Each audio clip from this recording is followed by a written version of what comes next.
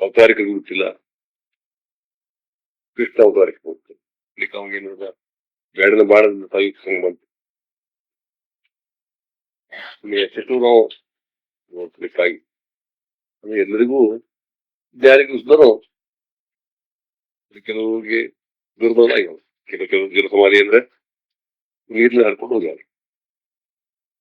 ಮುದ್ದ ಕೆಲವರು ಜಲಸಮಾಧಿ ತಗೊಂಡು ಚಿಕ್ಕವರಿಂದ ಹಾಗೆ ಬಂದಿರ್ತಾರೆ.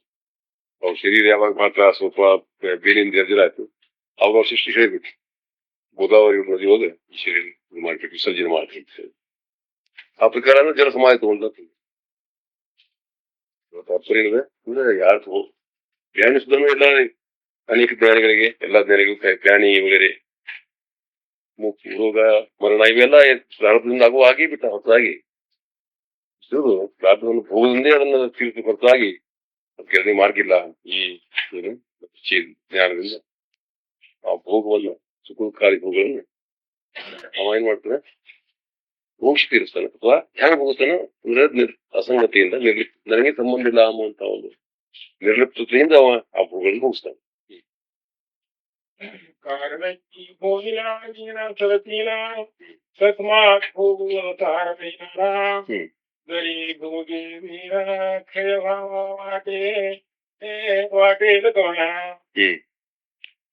ಭೋಗಿಸಲಾರ್ದ ಹಂಗೆ ಪ್ರಾರಬ್ಧ ಯಾಕೆ ನಾಶ ಆಗಬಾರ್ದು? ಹಿಂಗೆ ಎಷ್ಟೋ ಒಂದು ಪ್ರಶ್ನೆ ಇರ್ತದೆ. ಭೋಗಿಗೂ ಯಾಕೆ ನಾಶ ಆಗುತ್ತೆ? ವಿಧಿ ಯಾರ್ಕಾರು ಕರ್ಮ ಹೆಂಗ್ ನಾಶ ಆಗ್ತವೆ? ನಮ್ ಪ್ರಾರಬ್ಧ ಯಾರಿಗೆ ನಾಶ ಆಗ್ತದೆ, ಆಗ್ಬೇಕು, ಯಾಕಾಗಬಾರ್ದು? ಇನ್ನೊಂದು ಪ್ರಶ್ನೆ ಇದೆ. ಅವರಂತಾರೆ ಹಿಂಗೆ ಜ್ಞಾನಿಗೆ ಉದಾಹರಣೆಯಿಂದ ಇದು ಆಗುದಿಲ್ಲ ಅನ್ಸುತ್ತೆ. ಜನಕಾದಿಕ ಉದಾಹರಣೆ ಜ್ಞಾನ ಸಂಕಾರದಿಂದಲೇ ಪ್ರಾರಬ್ಧ ನಷ್ಟ ಆಗ್ತಂದ್ರೆ ಜನಕಾದಿಕರು ಏನು ವಿಧಿ ಎನಿಸಿಕೊಂಡು ರಾಜ್ಯ ಮಾಡ್ತಿರ್ಲಿಕ್ಕೆ ಸಾಧ್ಯ ಆಗ್ತದೆ. ಕಾಮ ಇತ್ಯಾದಿಗಳಿಂದ ಔಪಚಾರಿಕರಾಗ್ಲಿ ಜ್ಞಾನಿಗಳಾಗ್ಲಿ ಅಂದ್ರೆ ಆ ಜ್ಞಾನ ಆದ ಕೂಡಲೇ ಅವರು ದೇಹಪಾತ ಆಗ್ಬಿಡ್ತು. ಹಿಂಗಾಗುವ ಎಲ್ಲೇ ನಮ್ಗೆ ಕಂಡು ಬಂದಿಲ್ಲ. ಅಂದ್ರೆ ಧ್ಯಾನ ಸಮಕಾಲನ ಕಾಲೀನವಾಗಿ ದೇಹ ಬೀಳ್ತದೆ ಅಥವಾ ದೇಹ ಪ್ರಾರಂಭ ನಷ್ಟ ಆಗ್ತದಂತ ಉದಾಹರಣೆಗಳಲ್ಲಿ ಎಲ್ಲಿಲ್ಲ. ಈ ಸಾರ್ವತ್ರಿಕ ನಮ್ಮ ಅನುಭವದಿಂದ ಕಂಡು ಬರುವಂತಹ ಒಂದು ಇನ್ನೊಂದು ಸಂಗತಿಯಿಂದ ನಾವು ಏನ್ ಸಿದ್ಧಪಡಿಸಾಗ್ತದೆ, ಅದು ಜ್ಞಾನ ಆದ ಕೂಡಲೇ ಅದ್ರ ಅವರ ಆ ಜ್ಞಾನಿಯ ಪ್ರಾರಂಭ ಹೋಗ ನಷ್ಟ ಆಗುದಿಲ್ಲ ಸಿದ್ಧಾಂತ.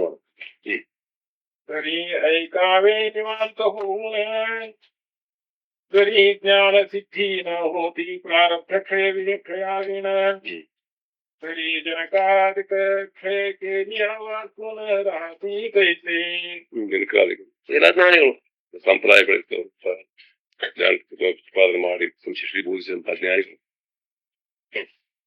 ಇದೆ ಇಲ್ಲ ಸಿದ್ಧಾಂತ ಸಹಜ ಮಾತು. ಯಾರಾದ್ರೂ ಜ್ಞಾನ ಆದ ಕೂಡಲೇ ಸಾಯುದಂತ ಎಲ್ಲಿ ಕಡೆ ಬಂದಿಲ್ಲ.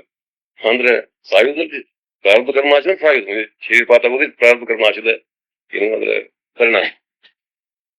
ಅಂದ್ರೆ ಜ್ಞಾನ ಆದ ಕೂಡಲೇ ಸಾಯ್ತಾರಂತ ಮುಂದೆ ಎಲ್ಲಿ ಕಂಡು ಬಂದೆ? ಎಲ್ಲಿ ಯಾರಿಗೂ ಸತ್ಯ ಇಲ್ಲ, ಯಾರು ಕಂಡು ಬಂದೇ ಇಲ್ಲ. ಅಂದ್ರೆ ಜ್ಞಾನ ಆದ ನಂತರ ಎಷ್ಟೋ ಕಾಲ ಇರ್ತಾರ, ಇದೇ ಕಡಿಮೆ ಎಲ್ಲ ಕಂಡು ಬರ್ತಾರೆ. ಜನಕರಂದಾಗ್ಲಿ ಇರ್ತಾರೆ ಅಥವಾ ರಾಮ ಆಗ್ಲಿ ಕೃಷ್ಣ ಆಗ್ಲಿ ಶಿವ ಆಗ್ಲಿ ಎಷ್ಟೇ ಜ್ಞಾನಿಗಳಾಗಿದ್ದಾರೆ, ಜ್ಞಾನೇಶ್ವರಾಗಲಿ ಅಥವಾ ಅರ್ಥವಾಗಲಿ ಯಾರೇ ಎಷ್ಟೇ ಜ್ಞಾನಿಗಳಾಗಿದ್ದಾರೆ. ಅವ್ರು ಜ್ಞಾನೋತ್ತರ ಕಾಲದಲ್ಲಿ ಎಷ್ಟೋ ವರ್ಷ ಅವ್ರಿದ್ರು, ಅವ್ರು ಶಿಷ್ಯ ಬೋಧ ಮಾಡಿದ್ರು, ಆ ಜ್ಞಾನ ಸ್ಥಾನವನ್ನು ಪ್ರಸಾರ ಮಾಡಿದ್ರು. ಮತ್ತೆ ಕೆಲವು ಕಾಲ ನಂತರ ಅವರು ಬಿಟ್ಟು ಹೋದ್ರು. ಹಿಂಗೆ ಬಿಟ್ಟು ಅಂತ ಇದೇ ನಮ್ಗೆ ಎಲ್ಲ ಕಡೆ ಕಂಡು ಬಂದ ಸಂಗತಿ ಹೊರತಾಗಿ ಅಂದ್ರೆ ಇದನ್ನ ಏನ್ ಸಿದ್ಧ ಆಗ್ತಂದ್ರೆ ಪ್ರಾರಂಭ ಹೋಗಿ ನಷ್ಟ ಆಗುದಿಲ್ಲ ಅನ್ಸಿತ್ತು.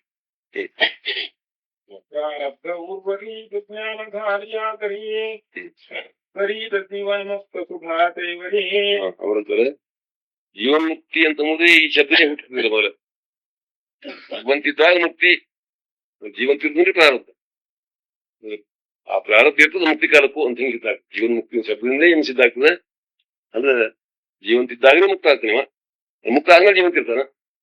ಆ ಜೀವನ್ ಮುಕ್ತಿ ಸುಖವನ್ನು ಎಷ್ಟು ಕಾಲ ಅನುಭವಿಸ್ತಾನವ. ಜೀವನ್ ಮುಕ್ತಿ ಆನಂದ ಹೋಗ್ಬೇಕಾದ್ರೆ ಪ್ರಾರಬ್ಧ ಇದ್ರೆ ತೊಳಿಗೆ ಬರ್ತದೆ, ಇದ್ರೆ ತೊಳಕ್ ಬರಂಗಿಲ್ಲ. ಜೀವನ್ ಮುಕ್ತಿ ಆನಂದ ಹೋಗ್ಬೇಕಾದ್ರೂ ಸೀರೆ ಇರ್ಬೇಕು, ಬುದ್ಧಿಯಾದಿಗಳು ಬೇಕು. ಅಂದ್ರೆ ಜೀವನ್ ಮುಕ್ತಿ ಆನಂದ ಪಡಿಲಿಕ್ಕೆ ಸಾಧ್ಯದ ನಾವ್ ಯಾವ ಸಿದ್ಧಾಂತ ಮಾಡ್ತಂದ್ರೆ ಅಂದ್ರೆ ಆ ಜೀವಂತಿರುವಾಗಲೇ ಮುಕ್ತಿ ಸುಖವನ್ನು ಅನುಭವಿಸ್ತಾನೆ. ಆ ಮುಕ್ತಿ ಸುಖವನ್ನು ಅನುಭವಿಸಲಿಕ್ಕೆ ಅವ ಜೀವಂತ ಇರ್ತಾನೆ. ಒಂದು ಪ್ರಾರಬ್ಧ ಇರ್ತದ ಅಂತ ಸಿಗ್ತಾನೆ. आणि उपदेशी घडे निर्धारणी शिष्यालागी ಮತ್ತೆ ಜ್ಞಾನ ಬೋಧ ಮಾಡ್ತಾರೆ, ಇದರಿಂದ ಸಿದ್ಧ ಆಗ್ತದೆ. ಜ್ಞಾನ ಬೋಧ ಮಾಡೋದ್ಗಾರ ಜ್ಞಾನ ಆದ ನಂತರ ಜ್ಞಾನ ಬೋಧ ಮಾಡೋದಲ್ಲ ಯಾವುದೇ ಮಾತಾಡ. ಯಾವ ಜನರಿಗೆ ನಾವು ಏನು ಉಪದೇಶ ಮಾಡ್ಬೇಕಾದ್ರೆ ಏನ್ ಉಪದೇಶ ಮಾಡ್ತೀವೋ ಅದು ನಮಗೆ ಅವಗತ ಆದ್ರೆ ಅದನ್ನು ಉಪದೇಶ ಮಾಡ್ಲಿಕ್ಕೆ ಬರ್ತದೆ. ಜ್ಞಾನ ಬೋಧ ಮಾಡ್ತಾರೆ ಮೊದಲು ಅವ್ರ ಜ್ಞಾನ ಆಗಿರ್ಲಿಕ್ಕೆ ಬೇಕಲ್ಲ. ಮತ್ ಜ್ಞಾನ ಆದ್ಮೇಲೆ ಆದ ಕೂಡಲೇ ಅವರು ಶ್ರೀಪಾದ ಆಗ್ತಪ್ಪ ಅಂದ್ರೆ ಈ ಜ್ಞಾನ ಬೋಧದ ಸಂಪ್ರದಾಯ ನಮ್ಗೆ ಯಾವಾಗ ಜ್ಞಾನಿಗಳು ಇರ್ತಾರೆ ಬೋಧ ಮಾಡ್ತಾರೆ. ಎಷ್ಟೋ ಶಿಷ್ಯರಿಗೆ ಅವ್ರು ಜ್ಞಾನ ಬೋಧ ಮಾಡ್ತಾರೆ, ಜ್ಞಾನ ಆದ್ಮೇಲೆ ಎಷ್ಟೋ ಕಾಲ ಇರ್ತಾರೆ ಸಂಪ್ರದಾಯ ಅಥವಾ ಆ ಜ್ಞಾನ ಬೋಧ ಮಾಡ್ತಾರೆ. ಇದರಿಂದ ನಿಶ್ಚಿತಾಗ್ತದೆ ಇವರು ಪ್ರಾರಂಭ ಉಳಿತು ಜ್ಞಾನೋತ್ತರದಲ್ಲಿ ಅನ್ಸುತ್ತೆ.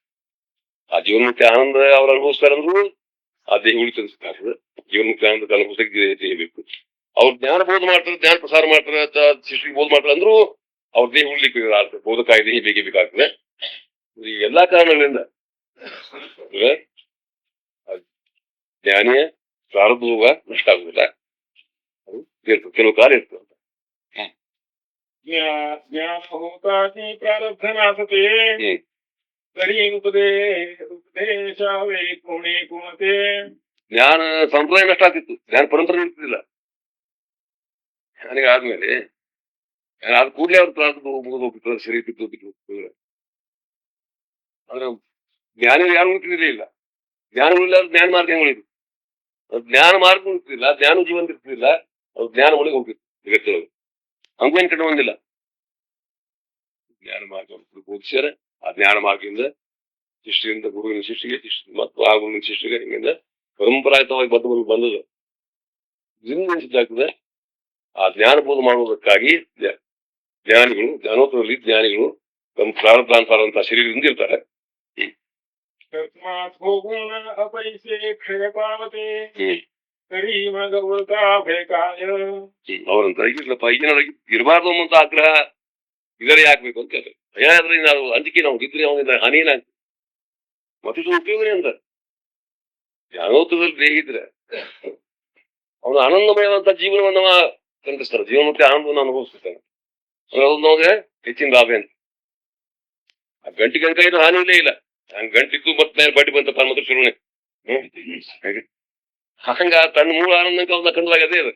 ಇದು ಹೆಚ್ಚಿನ ಜೀವನಕ್ಕೆ ಆನಂದ ಸಿಗ್ತದ ಮೇಲೆ ಇವತ್ತಿರೋದನ್ನ ಸಿಗ್ತದೆ, ಪ್ರಾರಬ್ಧ ಜೀವನ ಸಿಗ್ತದೆ. ಪ್ರಾರಬ್ಧನಿಗೆ ಏನು ಹಾನಿ ಮಾಡ್ತಪ್ಪ ಅದಕ್ಕೆ ಲಾಭನೆ ಮಾಡ್ಕೊಟ್ಟು ಪ್ರಾರಬ್ಧ ಜಾಡ ಇರಬಾರ್ದು, ದೇಹ ಬೀಳಬೇಕು, ನಾಶ ಆಗ್ಬೇಕು, ಈ ಆಗ್ರಹ ಏನಲ್ಲ, ಇದು ಅನುಚಿತ ಅಂತ. निर्मोहनिरहङ्कारो रसेपः सङ्गवर्तिकः सर्वभूतेष्वस्मादं सर्वभूतानि चात्मनि यः पुरुषं सञ्जयत्येह जीवन्मुक्तोऽभिधीयते. ಜೀವನ್ಮುಕ್ತ ಅರ್ಥ ಅರಿತಿರ್ತಾನೆ, ಜಗತ್ತಿನೆಲ್ಲವೂ ಆತ್ಮವಾಗಿ ನೋಡ್ತಾನೆ. ಇದೇ ಜೀವನ್ಮುಕ್ತ ಸ್ಥಿತಿ ಅದ. येगुपणहि अङ्गीनगारितः सोपाये स्वात्मत्वे जगः संचरे ज्ञानाम् जीवन्मुक्तता भूलिजेतते. ಎಲ್ಲಾದ್ರೂ ಆತ್ಮತೆ ನೋಡ್ತಾನೆ. ಆತ್ಮ ಇದೇ ಇದ್ದಾರೆ, ಸ್ಥಿತಿನಲ್ಲಿ ಹೋದ್ರೆ ಸ್ವರೂಪದಲ್ಲಿ ಹೋದ್ರೆ ಸರ್ ಆತ್ಮ ಇದ್ದಾರೆ. ಅವ್ರಿಗೆ ಹೆಂಗಿದ್ರೆ ಹಂಗೆ ನೋಡ್ತಾನೆ, ಆತ್ಮತ್ವ ನೋಡ್ತಾನೆ. ಎಲ್ಲ ಜ್ಞಾನಿ ಲಕ್ಷಣ ಹೆಂಗಿರ್ತಾನವ, ಪರಿಪೂರ್ಣ ತೃಪ್ತಿಯಿಂದ, ಆನಂದದಿಂದ, ಅಸಂಗತ್ವದಿಂದ, ಸ್ವಲಿಪ್ತತೆಯಿಂದ, ಒಂದು ಅವರ್ಣೀಯವಾದಂತಹ ಅನಿರುಚನೀಯವಾದಂತಹ ಒಂದು ಪೂರ್ಣತೆಯಿಂದ ಖಂಡನ ಮೆರೆಸಿರ್ತಾನೆ. ಏನು ಉಪಾಧಿ ರಹಿತವಾಗಿರ್ತಾನ, ಆದ್ರೂ ಉಪಾಧಿ ಏನಿಲ್ಲ ಆದ್ರೆ ನಾವು ಅದು ಸಾಧಕ ತಿಳ್ಕೊಳ್ಳಾರ್ದೆ ಉಪಾಧಿಗಳಿಗೂ ತನ್ನ ನೋಡ್ತಾನ. ನೀರು ಮತ್ತು ತೆರಿಯಾದ ನೀರಿನ ಹಾನಿ ಇಲ್ಲ. ಹಂಗ ಆ ನಿರುಪಾಧಿಕ ವಸ್ತುವಿನಿಂದ ಈ ಉಪಾಧಿ ರೂಪದಲ್ಲೇ ವ್ಯಾಪಿಸಿದೆ. ಇದೆಲ್ಲ ಆ ನಿರುಪಾಧಿಕ ವಸ್ತುವಿನಿಂದ ಆತ್ಮಸ್ವರೂಪವಿದೆ ಅಂತ ಎಲ್ಲವನ್ನೂ ಆತ್ಮರೂಪದಲ್ಲಿ ನೋಡ್ತಾರೆ ಜ್ಞಾನಿಗಳು.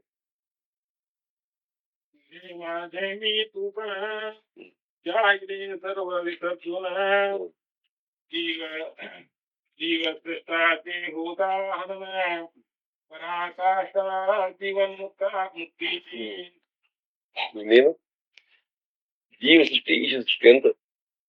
ಈಶ ಸೃಷ್ಟಿ ಅಂದ್ರೆ ಎಲ್ಲ ಜಗತ್ತಾಗಿ ನಿರ್ಮಾಣ ಆಗಿದೆ, ಎಲ್ಲ ಜನರಿದ್ದಾರೆ, ಈ ಸೃಷ್ಟಿ. ಜೀವ ಸೃಷ್ಟಿ ಅಂದ್ರೆ ಜೀವತ್ವದಿಂದ ನಾವು ಮಾಡ್ಕೊಳ್ಳುವಂತ ಏನು ಅಹಂಕಾರ ಮಮಕಾರ ನಾವು ಮಾಡ್ಕೊಂಡ ಸೃಷ್ಟಿ ಇದು ಜೀವ ಸೃಷ್ಟಿ. ಆ ಜೀವ ಸೃಷ್ಟಿ ಒಂದಿಲ್ದಂಗೆ ಆಗಿರ್ತದೆ ಹೊರತಾಗಿ ಈ ಸೃಷ್ಟಿಗೆ ನಾವು ಬಾಧಕ ವಿರೋಧ ಮಾಡುವಂತೆ.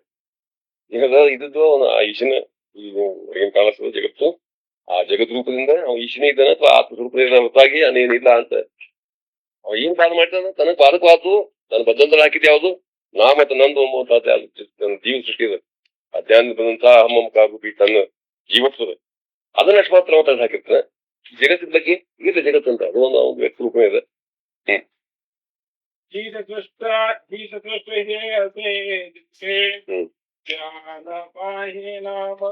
ಮನೋಪಾತ್ಮಕೆ ನಾಮರೂಪಾತ್ಮಕ ಯಾವ್ದಾದ್ರು ಆತ್ಮಸ್ವರೂಪ ಇದೆ. ಬ್ಯಾಂಕ್ ಹೆಚ್ಚು ಕಡಿಮೆ ನಾಮರೂಪಾತ್ಮಕ ನೋಡುದು ಹೆಚ್ಚು ಕಡಿಮೆ ಅಥವಾ ಶ್ರೇಷ್ಠ ಕನಿಷ್ಠ ಈ ಭಾವನೆ ನೋಡ್ಲಾರ್ದೆ ಎಲ್ಲಾನು ಒಂದೇ ಸ್ವರೂಪದ ಒಂದೇ ಆತ್ಮಸ್ವರೂಪ ಎಲ್ಲ ಅದ ಅಂತ ಈ ನಾಮರೂಪದಲ್ಲಿ ಕೂಡ ಅವ ಆತ್ಮತ್ವತೆ ನೋಡ್ತಾನೆ. ಆದ್ರೆ ನಾಮರೂಪ ದ್ವೇಷಿಸುದಿಲ್ಲ ಕಟ್ಟುಕಾಪ್ರೆ ಜ್ಞಾನಿ ಏನ್ ಮಾಡ್ತಾನಂದ್ರೆ ಸಗುಣವನ್ನು ದ್ವೇಷಿಸ್ತಾನ. ಅವ ಹಿಂಗ್ ಒಂದು ಪ್ರಶ್ನೆ ಬರ್ತದೆ. ಅವ್ನು ನಿರ್ಗುಣ ಸ್ವರೂಪ ಆಗಿರ್ತಾನೆ, ನಿರ್ಗುಣ ಸ್ವರೂಪ ಅಖಂಡ ಅನುಭವ ಆಗಿತ್ತು. ಸಗುಣ ಏನ್ ಮಾಡ್ತಾನ ಅವ ದ್ವೇಷಿಸ್ತಾನೆ. ಅದು ನಿರ್ಗುಣ ರೂಪ ಅಂತ ತಿಳ್ಕೊತಾನ. ಸಗುಣ ಅವಘ ಸಗುಣ ನಿರ್ಗುಣ ಅವಘ ಗೋವಿಂದ ಅಂತ ಗಣೇಶ ಮಾಡ್ತಾರೆ. ಆ ಸಗುಣ ನಿರ್ಗುಣ ರೂಪ ಇದೆ. ಆ ಸಗುಣ ಇರ್ತಾನೋ ಆ ಸಗುಣದಲ್ಲಿ ಭೇದತ್ವ ಮಾತ್ರ ಹೇಳ್ತಾರೆ ಅಷ್ಟೇ. ಅದರಲ್ಲಿ ಕೂಡ ಆತ್ಮವನ್ನು ನೋಡ್ತಾನೆ.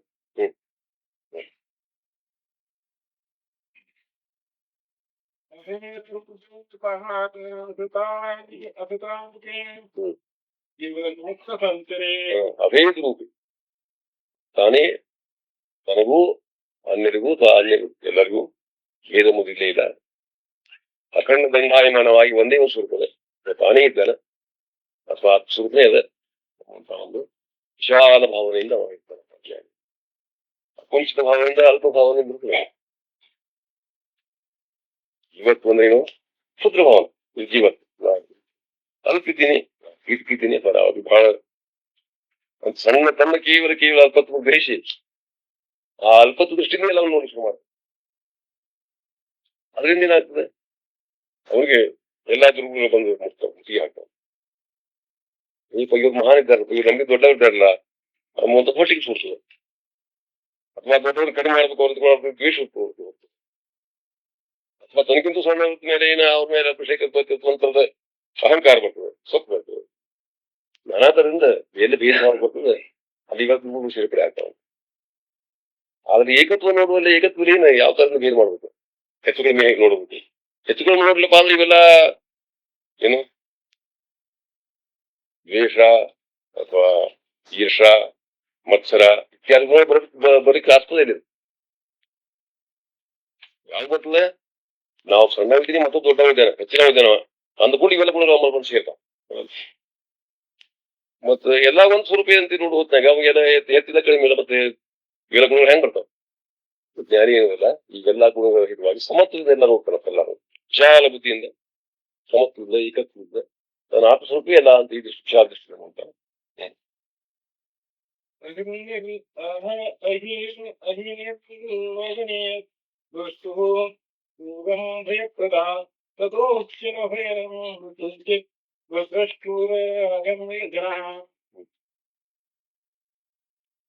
ಹೆಂಗ ಅವಿನ ಪರಿ ಇತ್ತು ಅದು ಕೆರವೇ ಇದೆ ಅಂದ್ರೆ ಅಹಿ ಅವಿನ ಪರಿ ಹಾವಿನ ಪರಿಗೆ ಹಾವಿ ಅಂತ ಭಾಷೆ ಅವನ ಅಂತಿರ್ತಾನ. ಯಾವಾಗ ಹಾವಿನ ಪರಿ ಹಾವಲ್ಲ ಅಂತ ಗೊತ್ತಾಗ್ತದೆ ಹಂಚ್ಕೊಂಡು ಹೋಗ್ತದೆ. ಹಂಗ ಇಂದ ನಾಮರೂಪಾತ್ಮಕ ಏನದ ಇದು ಇದೇ ಸತ್ಯದ ಇದು ಭಾವನೆ ಸತ್ಯ ಹೊತ್ಕೊಂಡು ಮೊದಲು ಏನ್ ತಿಳ್ಕೊಳ್ತಾ ಜಾಗ ಭೇದ ಭಾವ ಸತ್ಯ ಇಲ್ಲ, ಕೇವಲ ಭಾಸ ಮಾತ್ರ ಇಲ್ಲ. ಹಂಗ ಹಾವಿನ ಪರಿ ಏನಿತ್ತು ಬರೀ ಹಾವಿನ ಭಾಸ ಮಾತ್ರ ಹಾವನೆ ಕಾಣಿಸ್ತದ, ಖರೆ ಹಾವಿದ್ದಿಲ್ಲ. ಹಂಗಿಂದ ಈ ಭೇದ ಭಾವ ಖರೆ ಅಲ್ಲಿದು ಸುಮ್ ಕೋರಿಕೆದೆ.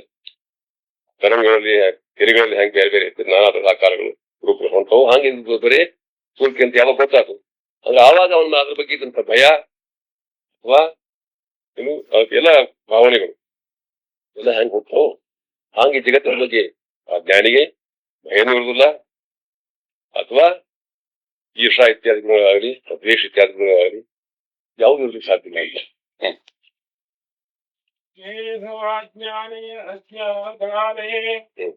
मी निपटून मावळले जाक्षणीत वासनातीत भस्मले जाणते मुळी हुई श्लोक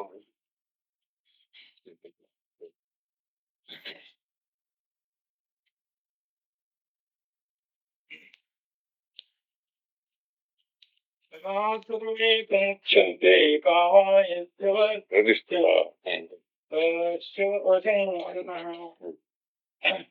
अथमर्त्यो मृतो भवत्यत्र ब्रह्म समुस्मृते ब्रह्म समस्या आता ब्रह्म समस्या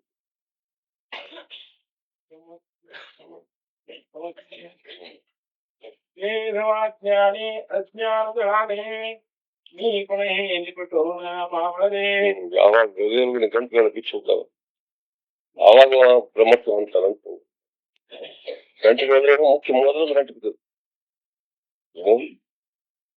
ತಾನು ಮತ್ತು ಅಹಂಕಾರ ಗಂಟು ನಿಜವಾಗಿ ತನ್ನ ಬೇರೆ ಇದ್ರು ಕೂಡ ಅಹಂಕಾರವೇ ನಾನು ಅಂತ ಅಹಂಕಾರದಿಂದ ದೇಹವೇ ನಾನು ವ್ಯಕ್ತಿನೇ ನಾನು ಅಂತ ಒಂದು ಆ ಗಂಟು ಬಿದ್ದದಕ್ಕೆ ಅಹಂಕಾರ ರೂಪಿ ಇದೆ ಮೂರು ಗ್ರಂಥಿ ಹೃದಯ ಗ್ರಂಥಿ ಅಂತಾರೆ ಈ ಹೃದಯ ಗ್ರಂಥಿ ಯಾರು ಭೇದನಾಗಿದೆ ಅವ್ರು ಮಾತ್ರ ಮುಖ್ಯ ಆಗ್ತಾರಲ್ಲ ಇದು ಹೃದಯ ಗ್ರಂಥಿಯಲ್ಲಿ ಇರೋದು ಅದರಿಂದ ಮತ್ತೆ ಅನೇಕ ಗಂಟೆಗೆ ಬರ್ತಾವ ಈ ನಾದ್ರಿಂದ ನಾನ್ ತಿಳ್ಕೊಂಬ 3 ಗಂಟೆ ಒಂದ್ ತೊಡಕು ಈ ತೊಡಕಿನ ಅನೇಕ ತೊಡಕು ಬರ್ತಾವ ನಾದ್ರಿಂದ ಎಷ್ಟೆಷ್ಟು ಎಲ್ಲಾ ನಮ್ಮಲ್ಲಿ ಎಲ್ಲಾ ಕೂಡ ಹೋಗ್ತೀವಿ ಕಾಮಕ್ರೋಧರು ಮೋಹ ಆಶಾ ಇತ್ಯಾದಿಗಳು ದ್ವೇಷಾದಿಗಳು ಎಲ್ಲಾ ಗುಣಗಳು ಎಲ್ಲ ಅಹಂಕಾರ ಮೂಲಕವಾಗಿ ಬಂದಾವ ಇವೆಲ್ಲ ನಮ್ಮನ್ನ ಏನ್ ಮಾಡ್ತಾವ ನಮ್ಮ ಒಳಗೆ ತೊಳಕ್ ಹಾಕಿ ಗಂಟೆ ಬಿದ್ದಾವ ಇವೆಲ್ಲ ಇವೆಲ್ಲಾ ಗಂಟೆ ಯಾವಾಗ ಬೀಸ್ತಾವೆ ಅಮುಕ್ ಆಗ್ತಾವ ಆಗ ಇವೆಲ್ಲ ಗಂಟೆ ಬಿತ್ತಿಗೆ 3 ಗಂಟೆಯಿಂದ ಅದನ್ನ ಒಂದು ಬಿತ್ತಾಗ್ತದೆ ಅದನ್ನ ಮೇಲೆ ಬಿತ್ತ ಹೃದಯ ಗಂಟೆ ಅಂದ್ರೆ ನಾ ಜೀವಿತೀನಿ ಎಂಬುವಂತಹದ್ದು ನನ್ನ ಆತ್ಮತ್ವವನ್ನು ಮರೆತು ನಾ ಜೀವಿತೀನಿ ನಾ ಅಲ್ಪಿದ್ದೀನಿ ಎಂಬುವಂತಹದ್ದು ಮೂಲ ಭಾವನಾ ಅಜ್ಞಾನದಿಂದ ಬಂದಂತಹ ಮೂಲ ಯಾವ ಗ್ರಂಥಿ ಅಥವಾ ಗಂಟು ಭಾವನಾ ಸ್ವಭಾವನ ಗಂಟದು ಇದು ಯಾವಾಗ ಹೋಗ್ತು ಇವೆಲ್ಲಾ ಗಂಟಲು ಬಿಸ್ತಾವ ಅದು ಹೀಗೆ ಈ ರೀತಿಯಲ್ಲಿ ಎಲ್ಲಾ ಗಂಟಲು ಯಾವನ್ ಬಿಸ್ತಾವ ಅವ ಮುಕ್ತ ಆಗ್ತಾನ ಹೋಗ್ತಾನೆ ಮೀ ಅದೇ ಗಂಟು ಅಂತ ಹೋಗೋದು ನಾ ಯಾವ್ದು ಹೋಗಿದ ಅವನು ಮುಕ್ತಪ್ಪ ನಾ ಯಾವನಲ್ಲಿ ಇಲ್ಲ ಅವನೇ ಜ್ಞಾನಿ ಇದೇ ಮುಖ್ಯ ಎಲ್ಲಾ ಲಕ್ಷಣದಲ್ಲಿ ಹೆಚ್ಚಿನ ಲಕ್ಷಣ ನಾ ಅಂದ್ರೆ ಒಂದು ಪರಿಚ್ಛಿನ್ನತ ಬಂತ ಬರ್ತಲ್ಲಿ ವ್ಯಾಪಕ ಹೋಗ್ಬಿಡ್ತೀನಿ ನಾ ಇದ್ದೀನಿ ಹಿಂಗಿದ್ದೀನಿ ಅಂತ ಯಾವೊಬ್ಬ ಅಂತಾನ ಹಿಂಗ ಅಂತ ಅದಕ್ಕೆ ಒಂದು ನಾಮರೂಪಗಳಿಂದ ನಾವೇನು ಆಕಾರ ಕೊಡ್ತೀವಿ ಆ ಆಕಾರ ಸತ್ತು ಬಂತು ಪರಿಚಿನ್ನ ಅದ ಅಲ್ಪ ಅದ ವ್ಯಾಪಕತ ಏನು ಮಹಾನ್ ಇತ್ತು ಪರಿಪೂರ್ಣ ಕಳ್ಕೊಂಡ ಬಿಟ್ಟ ಅಂತ ಅನಿಸ್ತ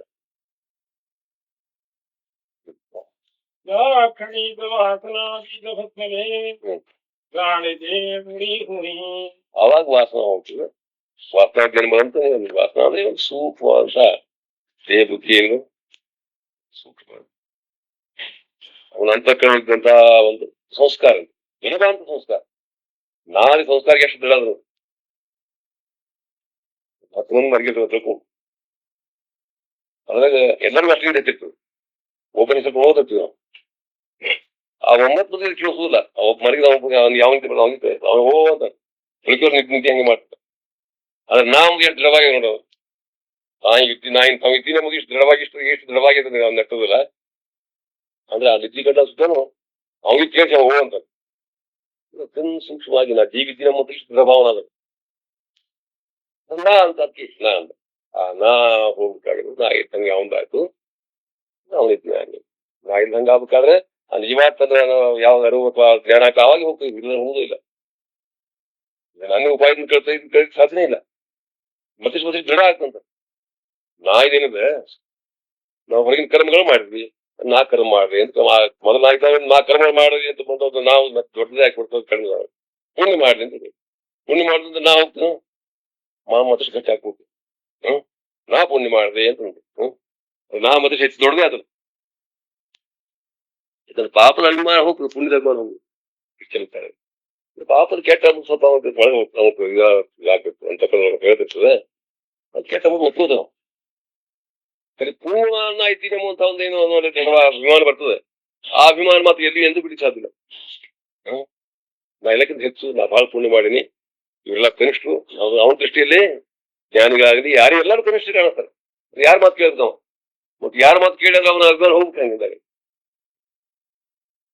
ದೃಷ್ಟಾಂತ ಬೆಕ್ಕಿನ ಜಾಗ ಒಂಟಿ ಬಂದ್ಬಿಟ್ಟು ಸತ್ತ ಅದನ್ನ ಯಾರು ತೆಗೆದು ಹೋಗಿರೋ ಮೊನ್ನೆ ಊರ್ ಮುದುಕಿತ್ತು ದೊಡ್ಡ ಮನೆಯೊಳಗೆ ಭಾಳ ಮಡಿ ಉದ್ರ ಮಾಡ್ತಾರೆ. ಏನಾಗ್ತದೆ ಬರೀ ಮುಂಜಾನೆ ಸಂಜೆ ಹುಡುಗುದು ಸಾಸುದು ಅವ್ರು ಎಷ್ಟು ಒಬ್ಬತ್ತು ಇದ್ರು ನೀರು ಬರ್ತದೆ ಅದ್ರಾಗ ನಾಲ್ಕು ಮಾಡ್ಕೊಂಡು ಇದೇ ಮಾಡ್ತಿದ್ದ ಅವರು ಒಂದು ಬಟ್ ಸತ್ತಿತ್ತು. ಭಯಂಕರದು ಬಯಲಿಗೆ ಹಾಕಿದ ಹೋಗಿತ್ತು ಒಂದು ಮರದಾಗ ಅದನ್ನ ತರಿಸಿಕೊಂಡು ಹೋಗಿ ಬಲಿಕ್ ಹೋದ್ ಮತ್ತೆ ಮನುಷ್ಯ ಅಂತಿದ್ದೀನಿ ಹೋಗಿ ಮತ್ತೆ ಸಾರಿಸ್ಬೇಕಾದ್ರೆ ಇದು ಮಾಡ್ಬೇಕೆಲ್ಲ ಸ್ವಚ್ಛ ಮಾಡ್ಬೇಕು ಎಷ್ಟು ಬಂತ ಹಾಕ್ಬೇಕು ಅಂದ್ರೆ ಸ್ವಚ್ಛ ಹಾಕ್ಬೇಕು ಎಲ್ಲ ಅದು ಮತ್ತೆ ಅನ್ಕೋತ ಹೊರಗೆ ಹೋಗಿದ್ದು. ಅದು ಬಹಳ ದೊಡ್ಡ ಬಾಗಿಲಿತ್ತು ಹಳೆ ಮನೆ. ಆ ಊರಾಗ ಒಂಟಿ ಮನೆ ಇತ್ತು ಬ್ಯಾನಿ ಒಂಟಿ ಮನೆ ಇತ್ತು. ಆ ಬ್ಯಾನಿ ಒಂಟಿ ಮಾಡ್ತಿತ್ತು ಎಲ್ಲರೂ ಹೋದ ಹೊಡೆಯೋರು. ಈಗ ಹೊತ್ತು ಯಾರಿದ್ದಿಲ್ಲ ಎಲ್ಲ ಬರೀ ದೊಡ್ಡ ಬಾಳ ತೆಗಿತ್ತು ಒಳಗೆ ಸೇರ್ತಿರ್ತ ಬೇರೆ ಅಂಗದಾಗ ಬಿದ್ದು ಸ್ವಲ್ಪ ಬಿತ್ತು ಆ ಬರುದಕ್ಕೆ ಪ್ರಾಣ ಹೋಗೋದು ಗಂಟೆ ಬಿಟ್ಟಾರೆ.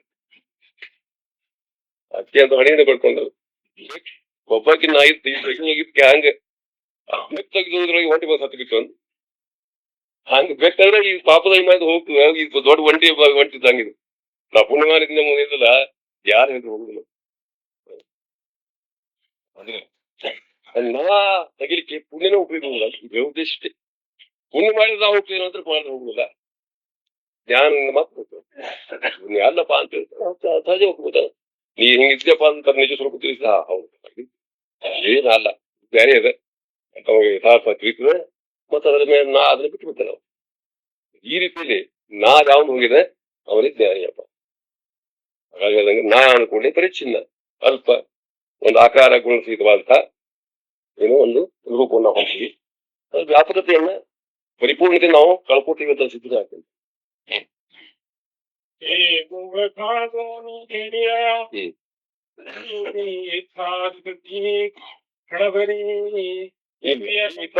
ಜ್ಞಾನಿಗಳಿರ್ತಾರೆ ಹಂಗ ಅವರು ಅಹಂಕಾರ ಇದ್ದಾಗ ಆಗಿರ್ತದೆ ಅಥವಾ ಎಲ್ಲಾ ಗಂಟು ಬಿಚ್ಚ ಹೋಗಿರ್ತವೆ ವಾಸನ ಇರ್ತವೆ ಗಂಟು ಬಿಚ್ಚ ಹೋಗಿರ್ತವೆ ಹಿಂಗಿರ್ತದೆ ಜ್ಞಾನಿಗಳಿರ್ತಾರೆ. ಆದ್ರೂ ಅವ್ರಿಗೆ ಬೇಕು ಬೇಡ ಹಿಂಗ ಅನ್ನೋದು ಕಂಡು ಬರ್ತದಲ್ಲ.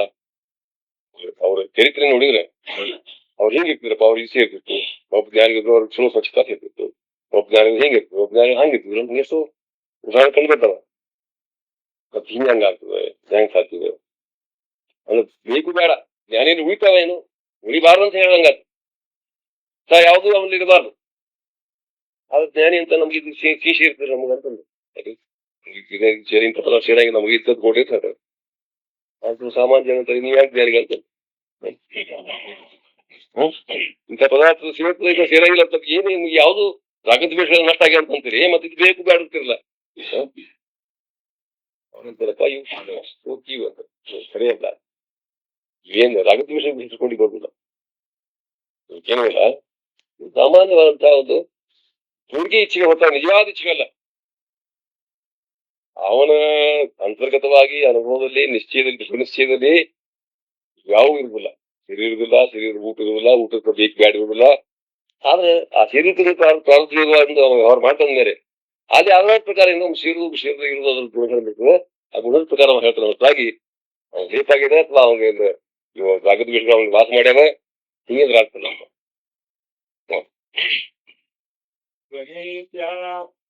ನಿರ್ವಾಣ ಹೋತಿ ಜ್ಞಾನಿಯ ಹೆಂಗಪ್ಪ ಜ್ಞಾನಿಗಳಂದ್ರೆ ಎಷ್ಟು ಉದಾಹರಣೆ ಕೊಟ್ಟಾರೆ. ಹುರಿದು ಬೀಳದಂತೆ ಅಂತ ಹುರಿದು ಕಡ್ಲಿ ಅಂತ ಅಂದ್ರೆ ಆ ಕಡ್ಲಿ ಅಂದ್ರೆ ತಿದ್ದಿಗೆ ಬರ್ತದೆ ಹುರಿದು ಕಡ್ಲಿ ಬಿತ್ತಿನ ಮಾತ್ರ ಅವು ಹೇಳಂಗಿಲ್ಲ. ಹಂಗೆ ನೀವು ಜ್ಞಾನಿ ಪ್ರಾರಂಭ ಏನಲ್ಲ ಬಹುದ ಸಲ ಪ್ರಾರಂಭ ಹೋಗೋದು ಪೂರ್ತಿ ಉಪಯೋಗ ಆಗ್ತದೆ. ಹೊರತಾಗಿ ಮತ್ತು ವಾಸನ ಜನ್ಮ ಇತ್ಯಾದಿಗಳು ಹಿಂಗಿದ್ ಕಲ್ತು ನಾವು ನಿರ್ಮಾಣ ಆಗೋ ಸಾಧ್ಯತೆ ಆಗ್ತದೆ.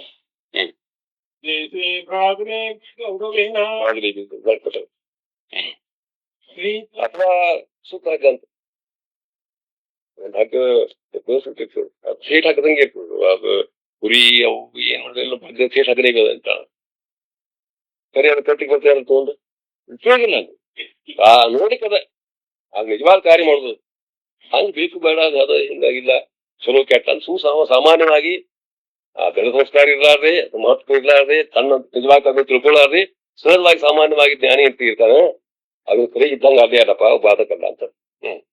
ಪ್ರೀತಿಗೆ ಇತ್ತಾನ ಇತ್ತಾನ ಕರಿ ಕ್ರಿಯಮಾಣ ಗೀದವು ತ್ರಿಯೋಗಿ ಕುರೇಚಾಹರಣ ದೇವಿ ಇತ್ಥಾ ಪ್ರಾರಬ್ಧ ಪ್ರಾರಬ್ಧ ಭೋಗಾರ್ಥ. ಇಚ್ಛಾ ಪ್ರಾರಬ್ಧ ಭೋಗಾರ್ಥ. ಪ್ರಾರಬ್ಧ ಹೋಗಿಸ್ಲಿಕ್ಕೆ ಇಚ್ಛಾಗಳಿರೋ ಪ್ರಾರಬ್ಧ ಹೋಗಿಸ್ಲಿಕ್ಕೆ ಬರೋದಿಲ್ಲ. ಇದು ಮಾಡ್ಲಿಕ್ಕೆ ಹೋಗೋದ ಮಕ್ಕಳಿಗೆ ಇಚ್ಛಾ ಬೇಕಿ ಪ್ರಾರಬ್ಧ ಹೋಗ್ತಾರೋ ಸ್ವಲ್ಪ ಸ್ವಲ್ಪ ಇಚ್ಛಾ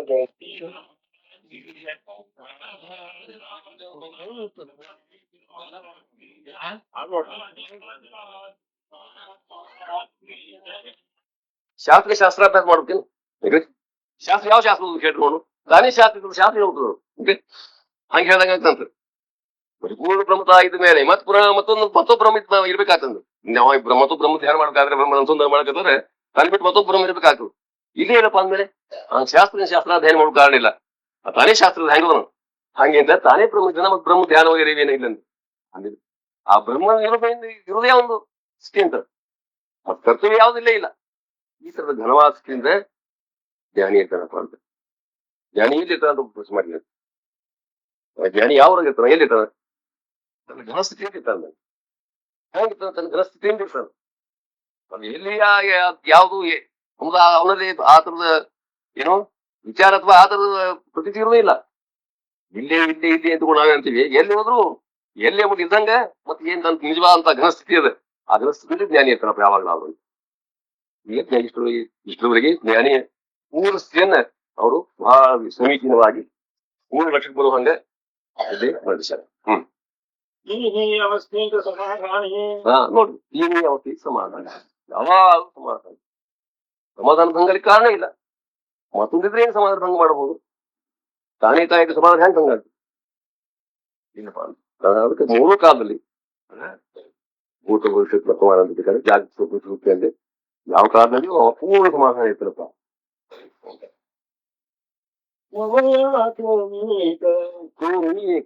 ಅದ ಹೇಳ್ತಾನ ಜ್ಞಾನಿ ಸ್ವಾತ್ಮಿ ಮಠ ಅಂದಂಗ ಹೇಳಿ ಉದಾರ ಐವತ್ತರ ವೈತಿ 4 ಹೇಳಿದ್ರು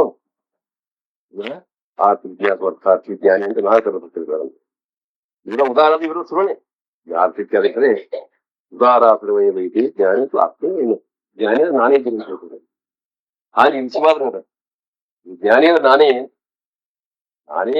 ನಾನಾಗಿ ಇದ್ದಂತ ಆ ಜ್ಞಾನಿಗೂ ಹೇಳಿಲ್ಲ